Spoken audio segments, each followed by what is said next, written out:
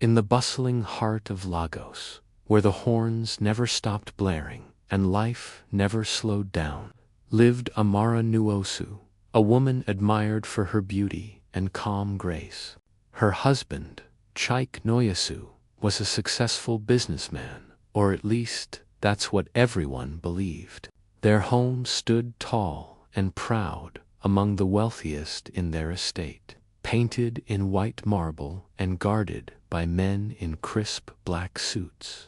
To outsiders, they were the picture of perfection, love, power, and success wrapped into one. But Amara often felt something cold behind her husband's warm smile. There were nights he wouldn't come home. Mornings he'd return, smelling of cigar smoke and something metallic, not perfume, but iron, like blood. She once asked him, softly, "Chike, where do you go at night?" He only laughed, pulling her close. "You ask too many questions, my love," he said, kissing her forehead. "Some answers are better left alone." Her unease grew with each passing day.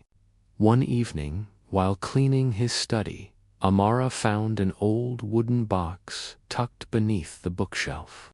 The lock was rusted, but curiosity had a stronger pull than fear. She pried it open and froze. Inside were photographs of strange men, all with red circles drawn around their faces. Each photo had a date scribbled behind it, and the last one was that very day. Her hands trembled as she placed the photos back.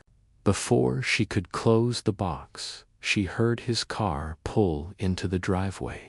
Heart racing, she shoved the box back under the shelf and ran to the kitchen, pretending to prepare dinner. When Chike entered, his face glistened with sweat, though the night was cool. "Amara," he said slowly, "did you touch anything in my study?" She shook her head, forcing a smile. "No, I was just cleaning." He watched her for a long, heavy moment. Then his lips curved into that same unsettling grin. "Good," he whispered, "because that room holds things not meant for you." That night, Amara couldn't sleep. She lay awake, listening to the clock tick, her husband's slow breathing beside her, and her own heart pounding in terror.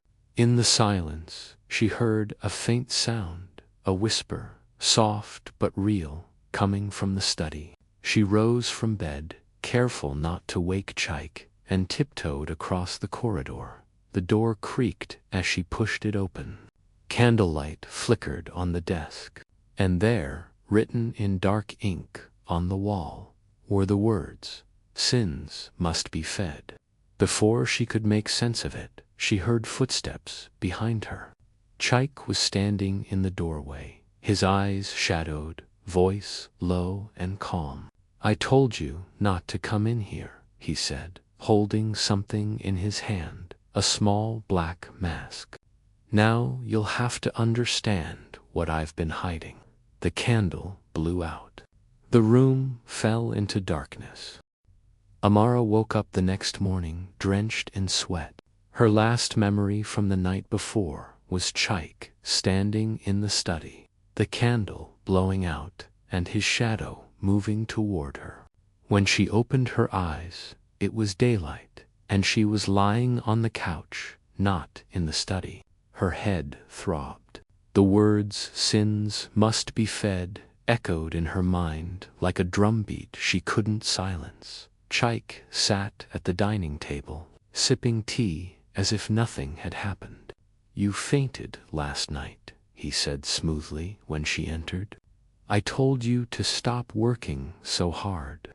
His voice was calm, his smile warm, but Amara saw the faint trace of ash on his sleeve, and something dark beneath his fingernails. "Did I?" she murmured, feigning confusion.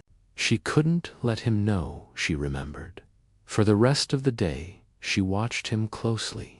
Chike left home at exactly 6 in the evening, as he always did. saying he had business meetings. But this time, Amara decided she would follow him as soon as his car disappeared down the street. She threw on a shawl and grabbed her keys.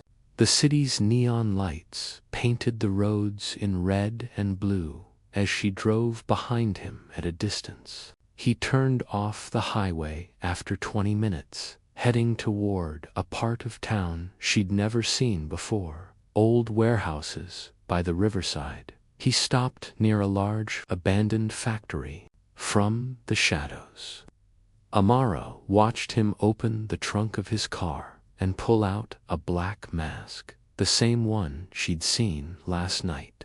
Then 3 other men appeared from the darkness, all wearing identical masks. They greeted him with quiet respect. "Brother Chaik," one of them said. "The offering is ready." The words made Amara's blood turn cold. What offering? What were they talking about? Chaik nodded and followed them into the factory. Amara crept behind and peeked through a broken window. Inside, candles flickered in a circle around a symbol drawn on the ground. At the center of the circle lay a small goat, trembling. The men began to chant in a language she didn't understand, rhythmic and ancient dot. Then Chaik raised a dagger. Amara's hand flew to her mouth to stop the scream. The blade came down fast, and the chanting grew louder. Blood spilled onto the floor, soaking the strange symbol. The men bowed their heads, as if worshipping something unseen. When it was over, Chaik took off his mask, staring down at the animal. His face was blank, emotionless. "One more debt repaid," he whispered. Until the next, Amara stumbled back, horrified. She ran to her car and drove home, tears blurring her vision. Every lie, every smile, every gentle word, it all made sense now. Her husband wasn't a businessman. He was part of something dark, something evil. But as she reached home and tried to catch her breath, she noticed something that froze her blood again. The front door was already open. Slowly, she stepped inside. On the dining table sat the wooden box, open, and on top of the photographs, a fresh one had been added. Her face, her knees weakened. There was no mistake. The photo had been taken that very night. In the corner of the picture, written in red ink, were 3 words: "You were warned." A sound came from behind her, a whisper, then footsteps. Amara turned around slowly, clutching the edge of the table. Chaik stood there in the doorway, no mask this time. His expression was calm, but his eyes glowed with something inhuman. "I didn't want you to find out like this," he said softly. "But now you know. And knowledge comes with a price." The lights flickered. The candles from the factory appeared to dance in her memory. She stepped back, shaking her head. "You're not the man I married," she whispered. He smiled faintly. "No, Amara, I never was." That night, Amara didn't sleep. Every corner of the mansion felt alive, as if the walls themselves were whispering. The photograph of her face on the table burned into her mind. Chaik had gone out again, leaving her with a warning. Don't leave the house tonight. But how could she stay? The man she once loved was a stranger. No, something worse, just before midnight. Amara gathered her courage and took the car keys. She didn't know where she was going, but she knew she had to find answers. Driving aimlessly through the city, she remembered a name she had seen scrawled in one of Chaik's ledgers, Mama Ngozi. The name appeared beside strange symbols, and the words, "Guardian of the Gate," in Nigeria. Every city had its share of whispers, stories of old women who walked between worlds. Healers who could see what eyes could not. Amara followed those whispers. After hours of searching, she arrived at a small compound at the edge of town. A red cloth hung over the gate, fluttering in the wind. The air smelled of incense and old earth. She knocked once. No answer. Knocked again. Finally, the door creaked open, revealing a wrinkled woman in white robes, eyes clouded with age but sharp as glass. "I knew you would come, Mama," Josie said, her voice like dry leaves. "The spirits have been restless." Amara hesitated. "You know me?" The old woman nodded slowly. "I know your husband's darkness, and I know the curse that binds him." She motioned for Amara to enter. Inside, the room glowed with candlelight. Skulls of goats and charms hung from the ceiling. A pot simmered in the corner, releasing the scent of herbs and smoke. Amara sat on the floor, heart pounding. "Please," she whispered, "tell me what he's done." Mama Ngozi closed her eyes and placed her palms over a bowl of water. The surface rippled. "Your husband, Chaik, was chosen by a secret brotherhood, men who believe wealth is bought with blood. Every life he takes feeds their god of prosperity. The words written on your wall, 'Sins must be fed,' are their vow." Amara's chest tightened. "He sacrifices people, animals." At first, the old woman said grimly, "But when the spirit grows hungry, it demands more." The ones in the photographs, they were not strangers. They were his brothers in the circle, each one paying his price. Amara's eyes widened. "And now, my picture?" Mama Ngozi's face darkened. "It means your soul has been chosen next. Once you saw the ritual, the spirit marked you. You must leave before the next moon rises." "But where can I go?" Amara cried. "He'll find me." "There is only one way to break the curse," Mama Ngozi said, lowering her voice. "You must destroy the Whispering Shrine, the place where he first made the blood pact. It lies deep in the forest, near the River of Ashes. Burn it, and his bond will crumble. But be warned, the spirit will not let you go easily." A sudden gust of wind blew through the hut. The bowl of water rippled violently, and a deep voice echoed from within it, low, monstrous, whispering Chaik's name. Amara screamed, backing away. Mama Ngozi threw a powder into the bowl, and the sound vanished. "Go now," she said urgently. "He knows you're here." Amara fled into the night, her mind spinning. The streets were empty, the moon veiled by clouds. She drove toward the forest road, the engine roaring through the silence. In the rearview mirror, 2 headlights appeared, distant but following. Her blood ran cold. She pressed harder on the accelerator, but the lights stayed close. Then her phone buzzed. A message appeared on the screen. "Turn back, Amara. You're not ready to face the truth." No name. But she knew who it was from, and when she looked in the mirror again, the car behind her was gone, but a faint reflection of a black mask glimmered on her back seat. She screamed. The car swerved, and the night swallowed her whole. The car screeched to a halt just before the riverbank. Smoke rose from the hood, and Amara stumbled out, gasping for air. The night was heavy with mist, the air thick with the smell of damp soil and decay. Somewhere in the distance, she heard drumming, slow, rhythmic, ancient, the kind of sound that made your heart remember fear. She looked around, her phone light trembling in her hand. The road had vanished behind her, swallowed by fog. Only the river stretched ahead, its dark surface rippling like liquid glass. On the far side, half hidden by trees, stood something that looked like a small temple, black stone walls wrapped in vines. The whispering shrine, every instinct screamed at her to run. But Mama Njosi's words echoed in her head.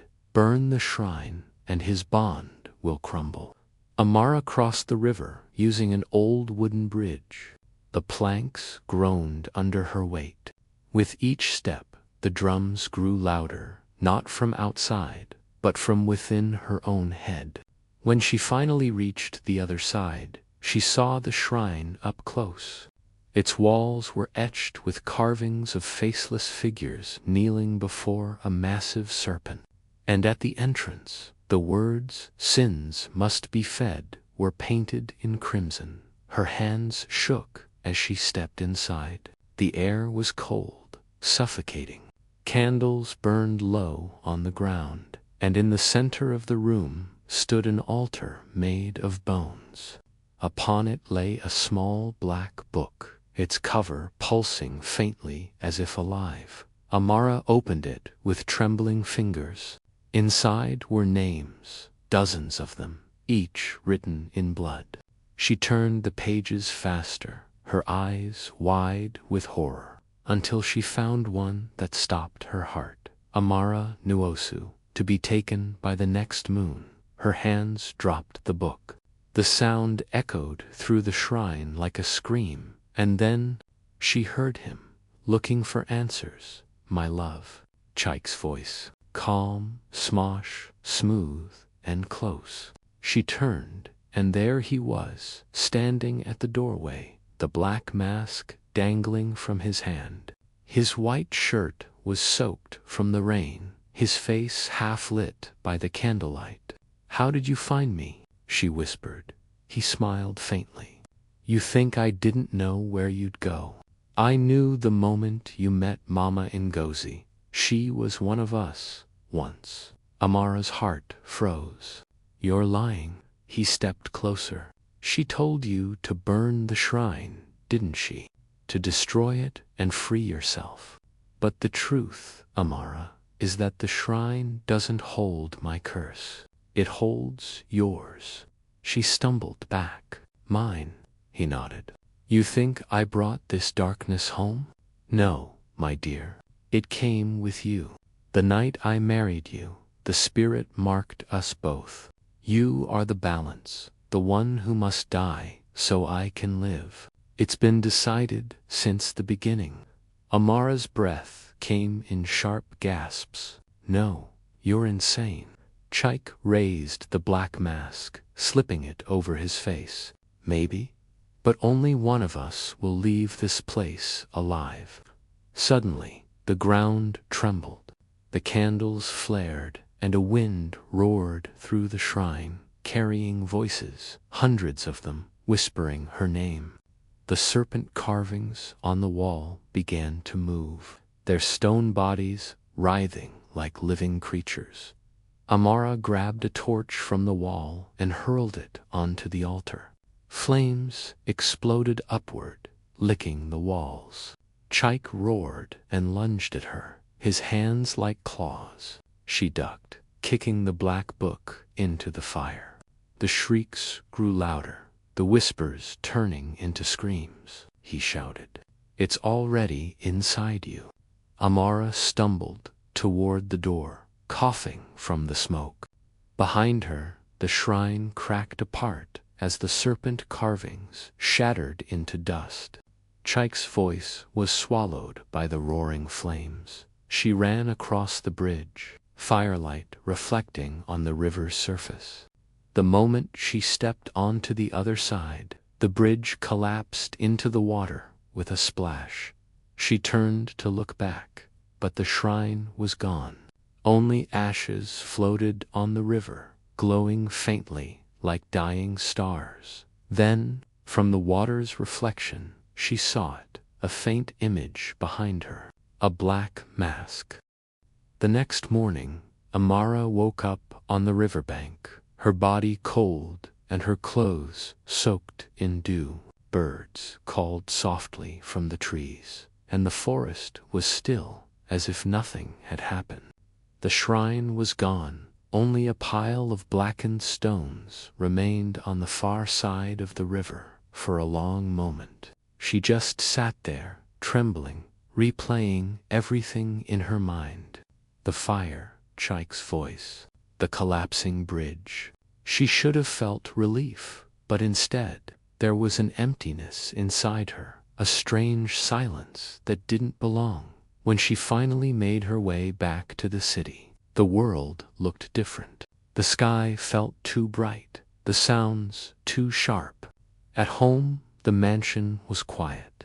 No guards, no servants, no sign of Chike. She stepped through the front door, half expecting to find him waiting, but there was only stillness. She walked into the study. The wall where sins must be fed had once been written was now blank, as if it had never existed. The wooden box was gone. Every photograph, every trace of darkness erased. For the first time in weeks, she allowed herself to breathe. Maybe it was really over. Maybe Mama Ngozi had been right. The shrine was the key. She took a long shower, letting the hot water wash away the smell of smoke and fear. Later, she sat by the window, wrapped in a blanket, watching the sunset. For a moment, she almost smiled. Then, she heard it, a whisper, soft, familiar, coming from somewhere inside the house. Her heart stopped. She stood, listening. Nothing, just the wind. But when she turned toward the mirror, she saw something that made her skin crawl. Her reflection didn't move. She blinked, and it blinked a second too late. "Not again," she whispered. "Please, not again." The reflection smiled, a slow, chilling smile that she hadn't made. Then it whispered, in Chike's voice, "You freed me." Amara stumbled back, knocking over a vase. The sound shattered through the silence. When she looked again, the reflection was normal, just her own frightened face staring back. She backed out of the room and grabbed her phone. She needed help. Mama Ngozi, she'd know what to do. But when she dialed the number, a man's voice answered. "This number is no longer in service," he said coldly. "Mama Ngozi passed away 3 years ago." The phone slipped from her hands. 3 years? But she'd spoken to her last night, seen her, touched her. The world tilted around her. Was everything a lie? That night, she couldn't sleep. Every time she closed her eyes, she saw Cheek's face in the flames, whispering those same words, "You freed me." Around midnight, a knock echoed through the house, slow, deliberate. She froze. The door creaked open on its own, though there was no wind. "Amara," a voice called, calm, soft, and horribly familiar. She turned toward the hallway, her pulse racing. A tall shadow stood there, half hidden by darkness. As it stepped into the light, her breath caught. It was Chike, or something that wore his shape. His eyes were pitch black, his skin pale as ash. "I told you," he said, his voice echoing like it came from a cave. "The shrine didn't trap me. It protected you. But now that it's gone," he smiled, that same smile that once charmed her, now twisted with something demonic. "There's nothing keeping me from you." Amara ran. She sprinted up the stairs, slamming doors behind her, searching for anything to defend herself. But every door she closed opened again with a creak. The air grew colder. The lights flickered. In the mirror on the hallway wall, she caught a glimpse of herself again, but this time the reflection wasn't hers. It was Cheeky's masked face, staring back, whispering, "You can't run from what's inside." Amara screamed, smashing the mirror with a lamp. Shards scattered everywhere, each piece reflecting a tiny version of the mask. Her knees gave way. She fell to the floor, sobbing. Then, from somewhere deep inside her chest, she heard it, a heartbeat that wasn't hers, slow, heavy, dark. She pressed her hands against her heart, her breath coming in short bursts. The voice echoed again inside her mind, now clearer than ever. The shrine burned, Amara, but the spirit needed a new home. And in that moment, she realized it was never gone. It was inside her. The morning sun rose blood-red over Lagos, yet inside Amara's mansion, darkness still lingered. She hadn't slept. Every shadow looked alive. Every sound felt like a whisper calling her name. Her eyes were hollow, her lips pale. She could still hear his voice. She started noticing things that shouldn't be happening. The water in her glass rippled, though the air was still. The radio turned on by itself, playing an old Yoruba chant, one she had heard at the shrine. She unplugged it, but the sound continued, coming from inside the walls. When she looked into the mirror again, she didn't see Chike this time.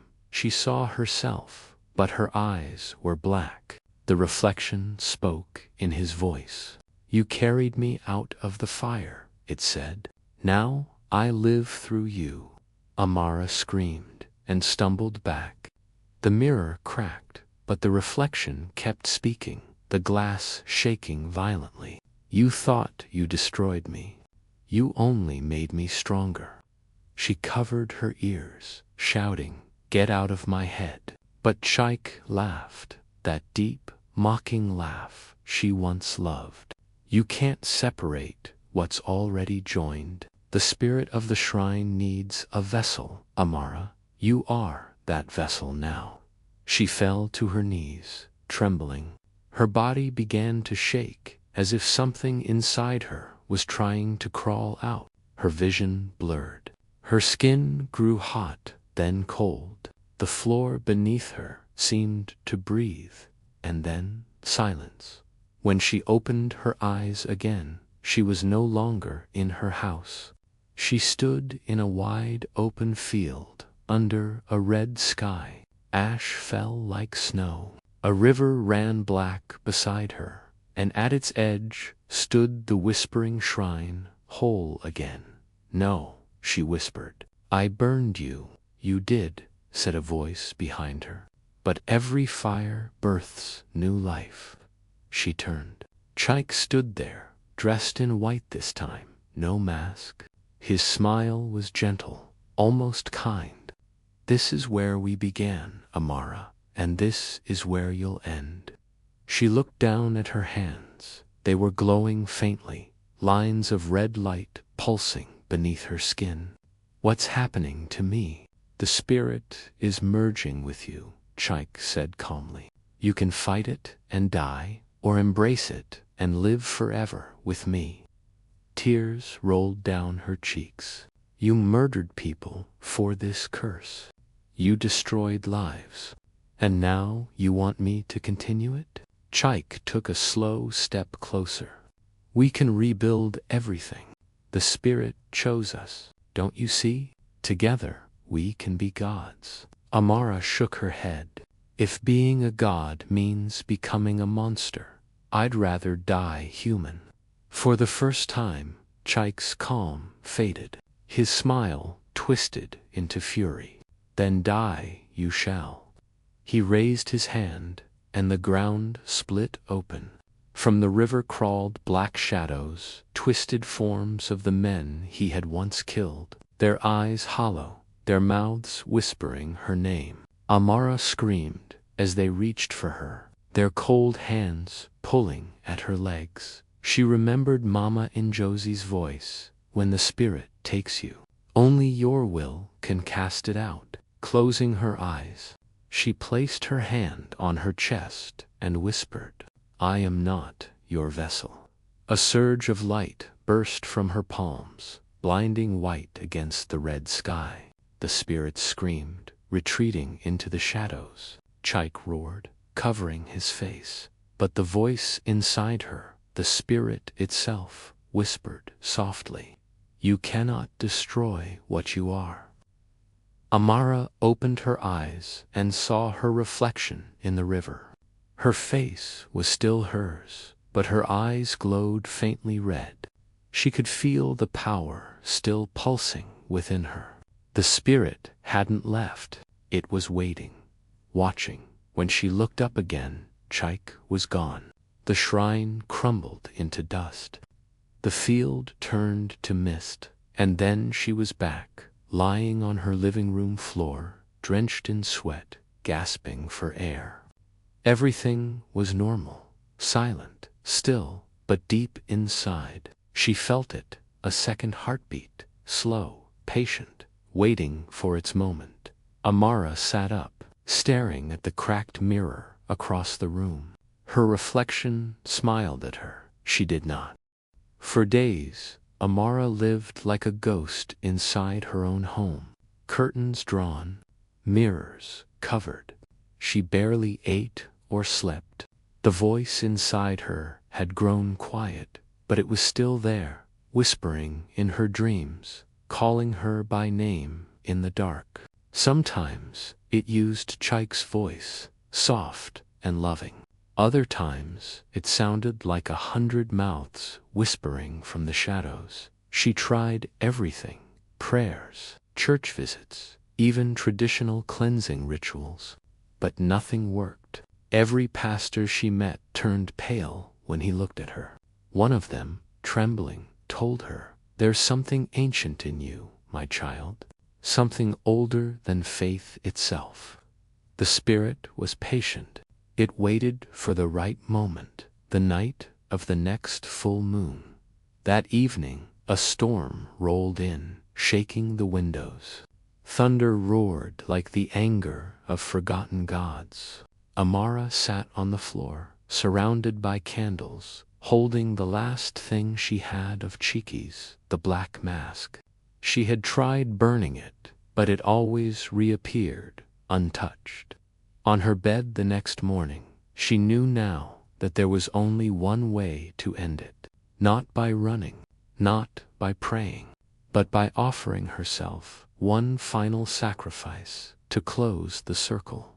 Her phone buzzed suddenly. A text appeared on the screen. It's time. No number. No name. The lights flickered.